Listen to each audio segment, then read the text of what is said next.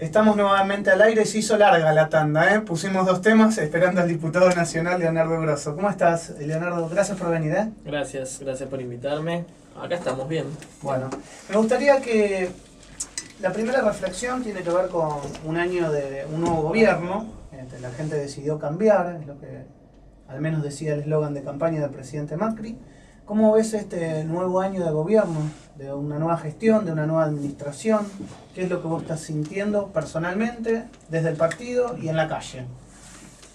Bueno, son varias cuestiones que me preguntas en una. Primero, a mí me parece que este fue un año muy malo para los sectores populares, para el conjunto, para las mayorías en nuestra sociedad. Las mayorías que están compuestas por trabajadores, trabajadoras, sectores que están excluidos del trabajo, vecinos, gente de a pie, inclusive comerciantes también y pequeños productores. Este año ha sido malísimo en términos económicos, que es lo que te ordena la vida, que es lo que te permite planificar, que es lo que te permite proyectar.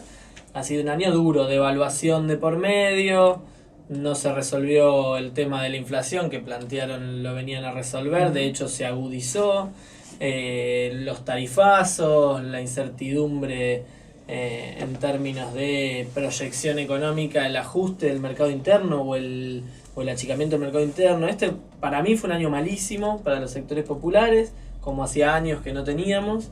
Esto se empieza a ver y uno lo va notando en la calle, en las expectativas, y esperemos que se revierta, digamos, ¿no? A mí yo no me pongo contento con esto.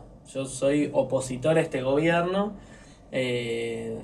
No lo voté ni lo votaría, hice campaña por otro candidato. Creo que estos muchachos tienen que terminar su mandato y después espero que nosotros podamos construir una alternativa política, pero no me pone contento que ellos hayan hecho todo este desastre, ¿no? Ahora vos decís, espero que se revierta, ¿no? Yo siempre lo digo desde hace un año prácticamente. Para mí eran 2 modelos ideológicos distintos los que se ponían en juego. O sea, el actual gobierno no quiso hablar mucho de ideología en el momento que se hizo la campaña política. No sé si concordás o no en eso, pero realmente me parece que fue así. Y eran 2 modelos ideológicos. Entonces, yo no sé si desde tu visión se va a revertir lo que vos esperás, porque su modelo ideológico seguramente es completamente distinto al tuyo. No, claro, yo creo que ellos tienen una carga enorme de ideología, que tiene que ver con la ideología más liberal en términos económicos y tradicionales, recetas viejas que en la Argentina ya se utilizaron, que terminaron muy mal, que terminaron en el 2001, que terminaron en la destrucción del aparato productivo argentino, que terminaron con un país casi desmembrado. Y ellos que nos acusaban a nosotros de ideológicos y demás, me parece que tienen más anteojeras ideológicas que nadie. Apuesto al pragmatismo, apuesto a que ellos entiendan que gobernar implica tener en cuenta los intereses de los 40 millones de argentinos y que para eso hay que tener un grado de estabilidad y de poder vivir, digamos, de la gente que los llame a que vayan recalculando. Ellos también han demostrado capacidad de recalcular algunas cuestiones en esta idea de renegociar, de dar marcha atrás, con algunas decisiones. A veces se ponen muy firmes en sus decisiones, aunque sean desacertadas, pero me parece que ahí hay que apelar a eso, al sentido común. La Argentina está mal, ellos dicen que estaba mal. Bueno, la Argentina está peor ahora. Partamos desde su anteojera ideológica, si querés. Bueno, la Argentina está peor ahora. ¿Qué van a hacer para revertir esto? Porque en el medio, cuanto peor, peor para nosotros. Yo no quiero volver a abrir comedores y merenderos. Este año nosotros en todo el país abrimos 600 merenderos. En San Martín abrimos 6. Yo soy de San Martín. Sí, siempre cuento provincia de Buenos Aires. San Martín abrimos 6 merenderos. Yo no quiero abrir merenderos. Yo quiero hacer centros culturales, lugares de formación de oficios, obradores, que era lo que veníamos tratando de construir en los barrios excluidos. ¿Para qué? Para dar un salto, ¿no? Y ahí lo que acabas de decir es importante, porque muchos centros culturales la han pasado mal y la están pasando mal con el tema de los aumentos, con el tema de los tarifazos. Muchas veces los reajustes no llegaron porque justamente no es domiciliario en muchos casos, el tema de la luz, el tema del gas, y la pasaron mal. La verdad que la están pasando mal los centros culturales. Sí, los teatros, los cines, cualquier instancia que sea un poco más grande que una casa tiene 3 veces más impacto. Que sí. El aumento tarifario ha sido duro. Nosotros estamos trabajando con muchos vecinos y vecinas con empresas. Estamos recorriendo pequeños establecimientos industriales y el impacto de las tarifas es enorme. Y una fábrica no puede apagar la luz, ¿no? Como vos en tu casa que tratás de ahorrar y demás. Apago la luz y dejo de producir. Y dejo de producir y entonces tengo que echar a tanto laburante. Y esos laburantes entonces no tienen más sueldo, no compran más, entonces vendo menos. Y es una rueda de nunca acabar. ¿Vos podés calificar con una puntuación al gobierno de Macri? Él se puso un 8, él dice que el 8 es un... O sea, para mí un 8 era una buena nota en la facultad, era una excelente nota. Si yo me sacaba 8 en todas las materias de la universidad, me hubiese recibido casi con el mejor promedio. Claro, con el mejor promedio. Sí, no, ni por casualidad, está aplazado. Depende de quién lo evalúe. Si lo evalúan los grupos económicos, le van a poner 8 para arriba, porque han sido los grandes ganadores de este año, porque... La política de Macri no fue de ajuste, porque si es de ajuste ajustan todos, ajustan los que tienen y ajustan los que no tienen. Ha sido de transferencia. Macri le sacó a los que no tienen lo poquito que tienen para dárselo a los que más tienen. Y si no, el ejemplo más claro son los 19.000 millones de pesos que este gobierno le condona a las empresas eléctricas. Eso es increíble. En un artículo del presupuesto. O sacarle las retenciones a las mineras. A las mineras o al campo. Porque estamos hablando de los sectores que más espalda tienen para pagar impuestos. Y después trata o amenaza con vetar la ley del impuesto a las ganancias. Que le cobre impuestos a los trabajadores. Entonces ahí hay una antiojera ideológica muy grande y que tiene que ver con esta idea de ayudar supuestamente a las empresas a tener grandes rentabilidades y que eso va a traer las inversiones. Nos dijeron que si arreglábamos con los buitres iba a haber lluvia de dólares. Nos dijeron que si hacíamos el blanqueo iba a haber lluvia de dólares. Nos dijeron que si le generábamos condiciones a las multinacionales para invertir iba a haber lluvia de dólares. Hasta acá ni siquiera garúan los dólares, porque el contexto internacional es adverso. Y la lógica de cualquier país serio que defiende sus intereses es defender su mercado interno. Te pregunté por el gobierno nacional. Me gustaría preguntarte como diputado de la provincia de Buenos Aires, ¿qué pensás de María Eugenia Vidal? Porque la verdad que se habla poco de María Eugenia Vidal en relación a cosas negativas en la provincia. El otro día recuerdo haberle hecho una nota a José Otavis y él dijo claramente que María Eugenia Vidal te decía una cosa en público y te decía otra cosa en privado, que no era tanto como se exponía en los medios. ¿Qué pensás vos de su gobierno? No, creo que es un gobierno mediocre que no está resolviendo los problemas estructurales. La salud en la provincia de Buenos Aires es un desastre y su funcionamiento es un desastre. Ella ya tiene un año de gestión encima. La seguridad en la provincia de Buenos Aires es un desastre, por más que cuente con la cobertura mediática de los grandes grupos económicos y mediáticos en la Argentina, el problema de seguridad se ha agudizado. Y María Eugenia, mira, yo siempre digo una frase que es... cuando nosotros pensamos que habíamos visto todo el desastre que se podía hacer en política de seguridad con el gobierno de Scioli, llegó María Eugenia Vidal y lo empeoró. Esto es gravísimo. Ha acordado con una parte de la policía, hace política con las amenazas que recibe de la corporación policial, porque yo estoy seguro que todos los gobernadores de la provincia de Buenos Aires han sido amenazados o de alguna manera por la corporación policial. La diferencia es que María Eugenia Vidal hace política con eso. Claro, ella lo dice para victimizarse. Exactamente. Dice que puso a disposición a los penitenciarios. Todos los había contratado ella.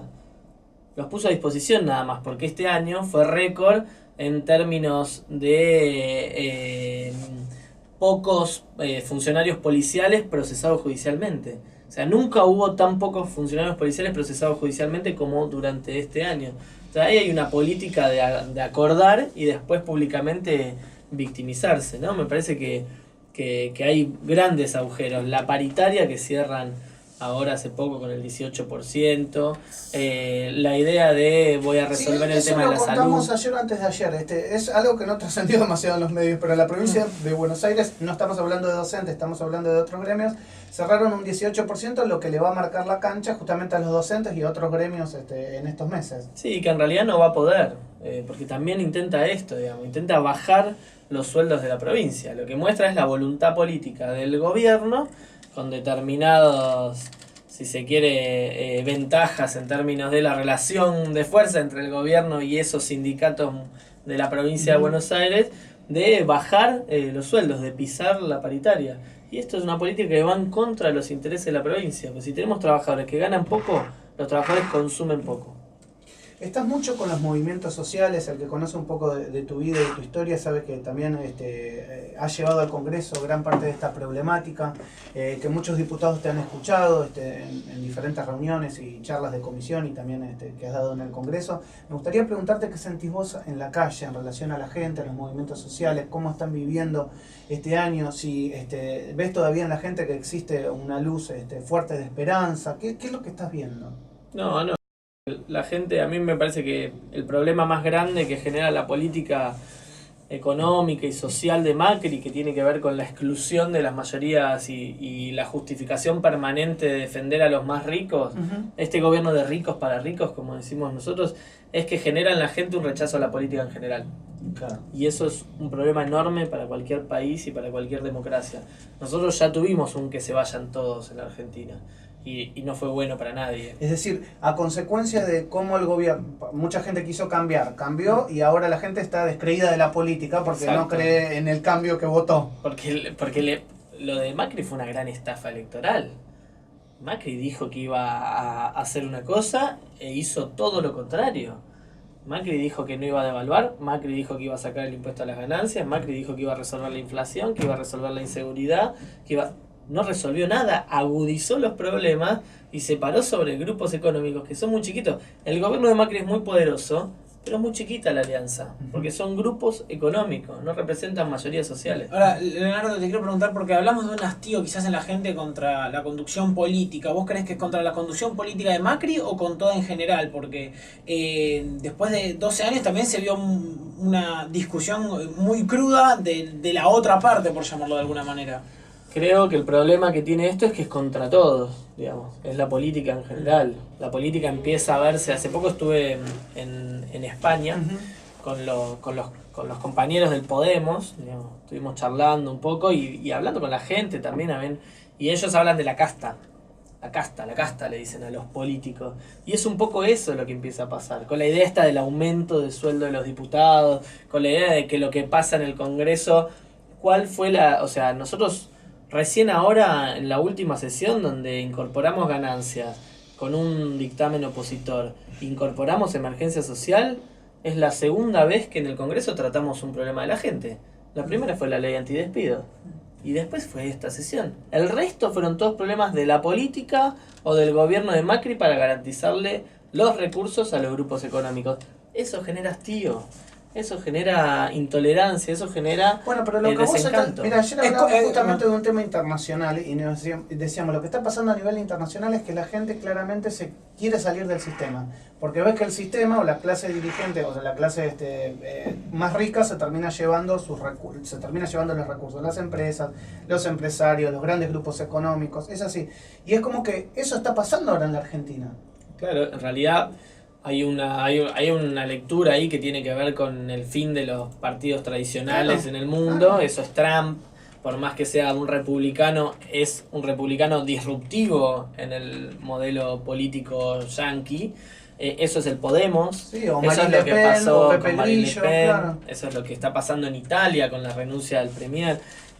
Hay un hastío y que tiene que ver con que esos partidos tradicionales dejaron de representar a la gente y se convirtieron en corporaciones que representan a los intereses económicos más concentrados, que en esos países están más expandidos, que en esos países tiene otro piso de derechos, no podemos comparar, y que acá yo creo que lo intentó expresar el macrismo planteando somos un partido nuevo, somos un partido moderno, esta idea de que todo lo viejo, inclusive Macri hace poco lo quiso replicar con el tema de ganancias, cuando cuestionó, vienen todos del kirchnerismo y bla bla, con el cuco, te plantean como que es un cuco el kirchnerismo y ya está, se empieza a ver la realidad. Entonces, una vez que terminó el globo de ensayo de la campaña, hay que afrontar la realidad y nuestro pueblo está también haciendo ese proceso. ¿Crees que la ley de emergencia social es un paliativo, es una solución a la situación en este momento de la Argentina? ¿Qué pensás de lo que pasó con la ley de emergencia social? La ley de emergencia social fue impulsada por las organizaciones a partir de hacer una lectura y de vivir en realidad las condiciones adversas de la política económica nacional, la transferencia, el ajuste, como le dice la gente, nosotros le decimos la transferencia, impactó duro en los sectores más excluidos, se movilizaron, salieron a la calle el 7 de agosto, el día de San Cayetano, se acuerdan todos Sí, sí. de Liniers a Plaza de Mayo, y empezaron a pedir la emergencia social. Derivó en un proyecto de ley, derivó en un acuerdo de las organizaciones con el gobierno nacional por determinados puntos que nosotros lo consideramos la primer paritaria de la economía popular, que es un sector enorme en la Argentina y que nunca tuvo paritarias. Y esta ley es, por un lado, una contingencia, como vos decís, resolver lo urgente, tratar de pasar una Navidad con un pan arriba de la mesa, digamos, y que esto para nosotros tiene que ver con la dignidad y con no perder esa dignidad conquistada en estos últimos años. Y por el otro lado tiene algunas medidas que van más a mediano y largo plazo, y que tiene que ver con la institucionalidad que se crea alrededor de la economía popular. La ley plantea la creación de un registro de la economía popular, la creación de un consejo de la economía popular, la creación del salario social complementario y una idea que para mí es revolucionaria, que es salir de la idea de los planes sociales, transformar todos los planes sociales y convertirlos en salario social complementario, ya no considerando a las personas carentes de algo, sino reconociendo ese trabajo que hacen además del plan, porque nadie en la Argentina vive con un plan. Y eso cualquiera que alguna vez trabajó en un barrio o conoce a alguien que realmente tiene o es parte de alguna política social, sabe que nadie vive. Hoy van a 3.600 pesos cobrar, ahora van a cobrar 4.000 por la negociación que lograron las organizaciones, pero nadie vive con 3.600 pesos. Recién hablaste de la marcha de San Cayetano. ¿Cuál crees que ha sido el rol de la Iglesia en este año? ¿Crees que le ha marcado de alguna manera algunos temas al gobierno que si no hubiese sido por la Iglesia no se hubiese animado a tratar o a tocar? Sí, yo creo que sí. La Iglesia jugó un papel importante cuando en el primer trimestre del año marcó que había 1.400.000 nuevos pobres con la encuesta de la UCA, y que todo el mundo del gobierno salió horrorizado a decir, bueno, hay que sincerar las cifras, pero la realidad es que la UCA viene dando las cifras desde siempre. Se las decía a Cristina y se las dice a Macri, y dice que en 3 meses, en 4 meses había 1.400.000 nuevos pobres, y eso fue un impacto duro en la Argentina, con la historia que tiene nuestro país, con lo que ha sufrido este país en los momentos donde más alto estuvo la pobreza. Impactó, y después acompañó y acompaña mucho. En estos días hemos visto una declaración de los curas villeros, pero bueno, la Iglesia ha tenido un asiento en la mesa de negociación entre las organizaciones y el gobierno, ha acompañado el reclamo por la emergencia social, ha recibido a los dirigentes sociales y a nosotros también, a los dirigentes políticos, en el pedido de que se trate la emergencia social. Ha tenido un rol activo en esta política que tiene que ver con mitigar los daños que va generando esta política económica, ¿no? Sería raro que no lo haga. El Papa Francisco es hoy uno de los pocos referentes mundiales que se anima contra el capitalismo, digamos, ¿no? Creo que siempre ese lugar lo ocupó desde la izquierda y desde la moral revolucionaria, lo ocupó Fidel Castro, ¿no? Fidel Castro era el líder, el guía que planteaba los grandes problemas del capitalismo mundial. Hasta pocos días antes de su muerte escribió alrededor de los problemas. Hoy el Papa, desde otro lugar, desde un lugar de líder religioso, ocupa ese lugar denunciando esta idea de los descartados, de los refugiados, de que el capitalismo se ha transformado en solo la voluntad de ganar dinero y no de poder construir un sistema que esté al servicio de la gente. ¿Para qué vivimos, no? Y ahí nosotros lo analizamos muchas veces. El capitalismo salvaje creo que así tampoco no existe. Siempre damos la cifra que el 1% de la población mundial tiene la capacidad de comprar el 50% de los bienes que hay en estos momentos sobre la faz de la Tierra. O sea que claramente estamos hablando de una concentración impresionante. ¿Cuál es la opción a ese sistema? Porque, a ver, cuando vos le decís a la gente, bueno, salís del capitalismo, todos piensan, bueno, nos vamos a un comunismo. Y me parece que no es así. ¿Cuál sería la opción a la que tiene que ir el mundo o encaminarse al mundo, o tienen que los partidos políticos explicarle a la gente para tomar una opción en el que el capitalismo tenga una visión más social de la cosa, ¿no? Claro, en definitiva eso hay que construirlo, nadie tiene la salida, digamos. Ahora, lo cierto es que somos seres humanos que construimos un sistema económico y social donde el centro debería ser el ser humano y no la ganancia. Claro, no Entonces, capitalizar ganancia. Claro, ¿qué construimos para la plata, digamos, ¿no? En términos reales, hay que construir niveles de humanismo mucho más grandes donde ninguna persona pueda ser descartada.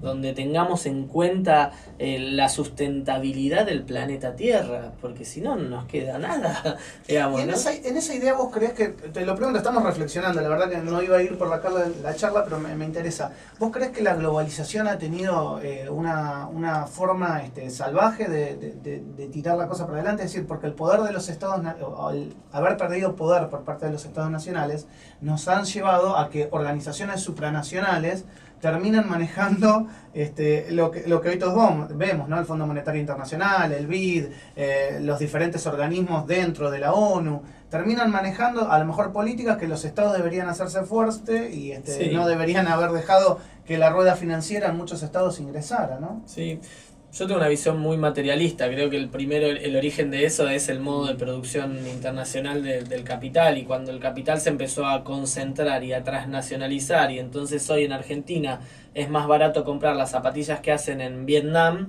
Claro. que las que hacen en La Rioja. Acaba de cerrar una planta de Adidas en La Rioja, digamos, y que tiene que ver con esto. Es cuando estás al horno, digamos, ahí estás al horno, por más que venga o no venga el Fondo Monetario Internacional. Nosotros durante 12 años tuvimos una política de muchísima autonomía y decisión soberana, encabezada por Néstor y por Cristina, con mucha independencia. No pudimos resolver el tema de la concentración del Bueno, capital. lo que vos acabás de decir, mira, es un dato de la realidad, porque ayer me pasó, acá la alfombra del estudio que la cambiamos hace un año, tiene algunos tajitos y bueno, empecé a llamar al señor a ver si me la podés venir a cambiar. Me dijo, ¿sabés qué pasa? Que la alfombra que vos tenías era nacional y cerraron 3 fábricas de alfombra en este año, me dijo. No sé Sí. si vamos a conseguir la misma. Es increíble la situación. Entonces, en un año que hayan cerrado 3 fábricas de alfombra en la Argentina, no es un dato menor. Quiere decir que la alfombra ahora va a venir de afuera. Pero es un dato que me pasó ayer llamando al señor. O sea, no es que lo estoy inventando el dato. El domingo, en página 12, salió una nota muy interesante de una periodista que se llama Laura Vales acerca de la industria textil. Puso como ejemplo San Martín.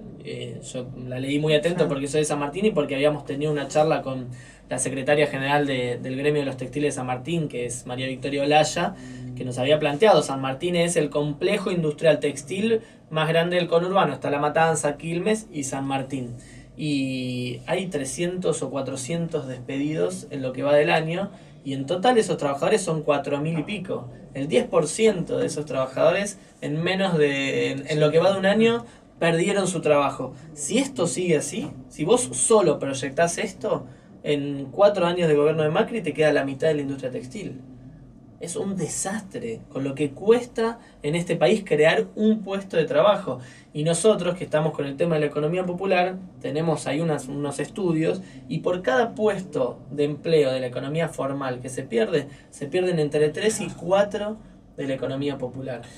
La verdad que quiero agradecerte por haber venido a Radio Sónica. Sé que los tiempos a veces para ustedes, tanto los diputados, senadores, funcionarios, es muy complicado, y yo creo que esto es importante, ¿no? Que la gente pueda escuchar, que se puedan dar charlas que también no tengan que ver con sacar un título, sino escuchar de fondo lo que cada uno piensa, porque pensando de esta manera uno puede sacar conclusiones y el día que tenga que votar, bueno, saber hacia dónde uno puede ir y a dónde puede caminar, ¿no? Así que te agradezco mucho. Totalmente, gracias a ustedes. Bueno.